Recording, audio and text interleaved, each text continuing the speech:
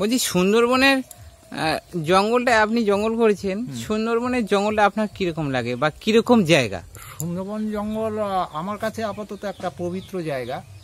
কারণ আমরা বাড়ি ঘর ধরে ঈশ্বর সাধনা কতটুকু থাকি, কিন্তু আমরা যখন নদীতে যাই তখনই কিন্তু আমাদের মনে একটা ভক্তি থাকে।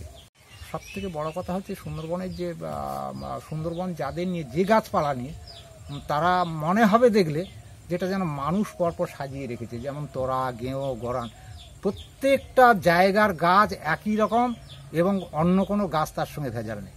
এটাই ঈশ্বরের একটা বড় দান সুন্দরবন জঙ্গলে। এবং অজস্র খাঁড়ি ঝুড়ি, এবং আমি 7-8 বছর নদী খালে মাছ ধরলেও সুন্দরবনটা কিন্তু আমার কাছে মানে খুব পবিত্র জায়গা এবং আকর্ষণীয়। যত দেখি না কেন মনে হয় যেন এত ভালো জায়গা, এত ভালো পরিবেশ।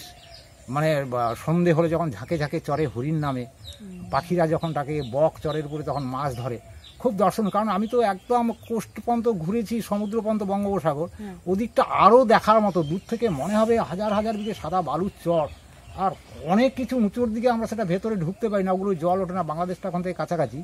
আমরা কিছু জাম পাতা ওখান থেকে নিয়ে এসেছিলাম, মানে ওপার থেকে মনে হয় পাখি এসে ওইগুলো পায়খানা করে। জাম উঁচু ভালো দেশীয় গাছও দেখা যায় সুন্দরবনের লাস্টের দিকে, মানে সমুদ্রের কাছাকাছি যে জায়গাগুলো খুব মনোরম।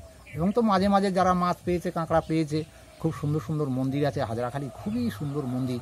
আমি জানি শোনা গল্প আমার, এবং যে লোক আমার মারা গেছে সঙ্গের একজন, তিনি সেই সময় যখন মাছ ধরা চলছিল হাজরাখালি ওই জঙ্গলে, ভগীরথ বলে হাসনাবাদের ইলিশ মাছ পেয়েছিল এবং ঈশ্বর সেটা তাকে দিয়েছিলেন।